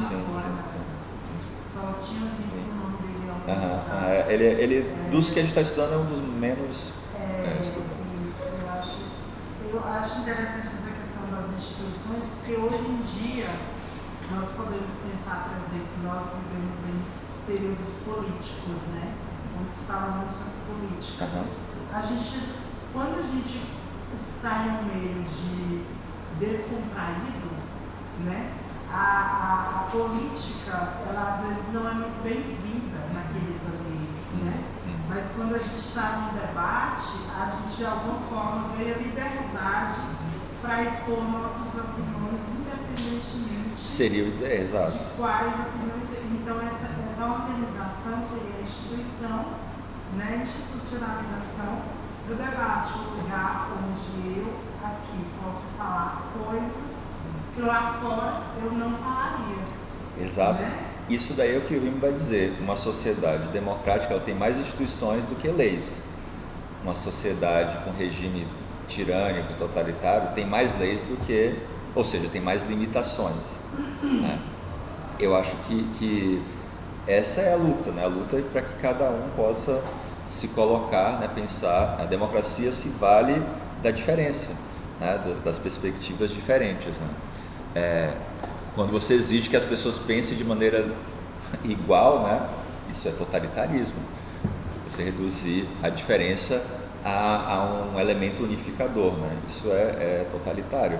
E é uma coisa que nós seres humanos sentimos muita dificuldade, né? Muita dificuldade de entender o outro. Sim. É por isso que Sartre fala que o inferno são os outros. Exato. A gente não consegue entender. E é isso, e cada vez mais, assim, é isso que eu estou falando. Por que alguns autores questionam determinadas concepções de origem, de estruturação do cosmos? Porque muitas delas se valem pelo princípio da hierarquia. Uns são superiores aos outros. E isso vai sendo decalcado aqui. A gente pega o modelo lá, o modelo ideal, né, teológico, enfim, e aí você decalca ele aqui para o mundo, criando hierarquias, né, os mais importantes, os que vão ser salvos, os que não vão ser. Você vai criando uma hierarquização e vai opondo, né, a ideia da hierarquização no campo social. Já o Derrida que vai falar disso, essa criação, né, ele fala da metafísica, né, ele fala da metafísica branca, se eu não me engano, ele vai falar dessa hierarquização, homem, mulher, negro, branco, né? Você vai distinguindo e vai hierarquizando, dizendo que o diferente na verdade é o desigual, você trata o diferente como desigual, esse é o ponto. E aí quando eu digo que a minha verdade é mais importante do que a do outro, né? Mas aqui é mais complexo. Se a gente vai pegar, para não ir muito longe, a história do Brasil, né? Todo o movimento, né, de etnocentrismo, de eurocentrismo, que é a imposição de uma verdade, né, europeia, enfim, né, e a morte, né, literalmente, né, o genocídio de vários indígenas, mas também a morte dos conhecimentos, né, o epistemicídio, como Boaventura de Souza Santos vai dizer, você mata os conhecimentos, mata as pessoas, enfim, né, aqui a gente tem a imposição, porque uma coisa é você dizer, eu penso diferente de você, enfim. Outra coisa é dizer, o meu pensamento é melhor e você tem que anular o seu, você tem que se converter, venha para o meu lado. Né? Então, negue tudo que você negue a si mesmo, negue as suas escolhas, as suas experiências e aceite, porque eu tenho a verdade. Então, existem modelos, né, teopolíticos, né, que hierarquizam, e aqui está o problema. Quando você transpõe isso que está num outro lugar para as relações aqui, né, efetivas, né, para o dia a dia, isso gera problemas, daí as críticas. Né? Talvez a gente não precise jogar a criança junto com a água, talvez a gente não precise abrir mão da hierarquia não, aqui polêmico esse assunto. Talvez eu fale disso com relação ao Nietzsche. Também tem isso, a gente tem que qualificar a hierarquia, porque o Nietzsche vai dizer que tem hierarquia, né? A força ativa e a reativa, tem que ter hierarquia. Só que ele vai dizer, por exemplo, quer dizer que a força ativa sempre vai ganhar? Não. A gente pode ter um contexto em que a gente tem um governo de, como ele vai dizer, né? De rebanho, né? De escravos. São a maioria, são fracos do ponto de vista de uma qualificação moral, mas eles estão colocando mais à frente a reação, a conservação, no sentido mais pejorativo aqui, em detrimento da ação, da atividade, né? Da potência, né? Da vontade de potência. Pode falar? Que eu acho que o pensamento de Nietzsche, se fosse levado assim muito a sério, ia ser um caos. O que é o caos? Assim, o que me incomoda um pouquinho, claro, eu sou jovem na filosofia do Nietzsche, né? Estou estudando agora e eu não filósofo. Tudo bem, não tem hierarquia. Mas o que me parece estranho no Nietzsche é o fato de ele acreditar que nós todos possuímos essa vontade de poder e nós todos temos que colocar em prática essa vontade de poder no caso de ser fortes, né? Ou no caso, eu ouvi um professor que é especialista em Nietzsche que fala, né? Nietzsche está do lado tanto do oprimido quanto do opressor, na medida em que acredita que o oprimido precisa se auto-afirmar, se colocar como forte e o opressor também. Né? A gente... E aí, obviamente, é uma explicação muito simplista, né? Para o pensamento, mas nesse sentido aí que me parece. Eu acho que é válido, a gente tem que trazer à tona para a gente ir lapidando, não tem problema. A gente pode até retomar isso depois, né? Quando eu te pergunto o que é o caos, a gente vai falar sobre um pouco sobre isso, né? Sobre essa qualidade, essa capacidade de fazer distinções no mundo. A gente vai fazer isso com Bergson. Mas às vezes a gente chama assim, o caos, no senso comum, o que é o caos? O caos é desordem, né? Bagunça, caos, desordem. O cosmos é a ordem. Alguns vão te falar da civilização, nossa, isso não é civilizado. Se a gente vai olhar para a história da humanidade, olha o que a civilização fez. Tantos genocídios, etc., a partir desse discurso, né, logocêntrico, da razão como centro, etc., né, eurocentrado. Então, não estou dizendo que você fez isso até porque eu sei que você gosta do Nietzsche, mas, por exemplo, falar assim, isso é o caos, você desqualificar uma coisa, que não foi o que você fez, mas eu entendi a provocação, que é muito boa. Mas quando você desqualifica alguma coisa, é como se você dissesse assim, isso não segue o modelo, isso é diferente do modelo, logo é ruim. É como você vai, o Canguilhem, né? Que escreve lá o normal e o patológico. Tem o normal, também tem a ver com a norma, e o patológico, como se o anormal fosse o doentio, ou seja, o diferente, o excêntrico, né? Esse é um problema gravíssimo, né? Dizer que aquele que é diferente, que não está na norma, né, o normal, né, da normopatia, aquele que não está, né, reproduzindo os modelos, ele é louco, ele é esquisito, a gente pode desqualificar alguém, pode ser uma acusação no sentido, né, do cancelamento, né? Por quê? Porque aquilo não se enquadra no que eu penso, ou no que é o mais convencional e tal. Mas é legal, sua provocação foi muito boa, porque a gente vai falar do Bergson e o Bergson ele vai fazer uma distinção muito bonita, né, sobre isso. Assim. Hume, David Hume, que ele é britânico, o U em inglês geralmente pronuncia you, né, Hume.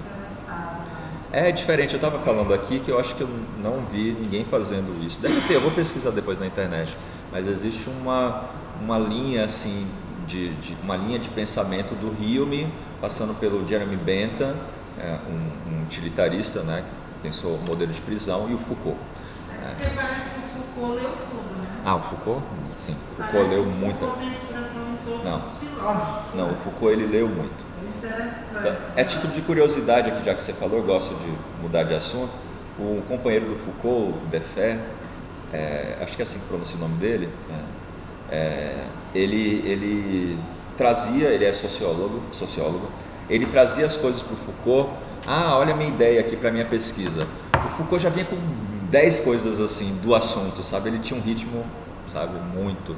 Quando ele pensou, por exemplo, na tese dele, né, de doutorado, foi a história da loucura, ele tinha vários projetos. Ele não tinha só esse, ele tinha muita coisa, mas ele fez a história da loucura. Então ele de fato tinha um ritmo muito, muito intenso mesmo. E evolucionou, né? Sim, sim.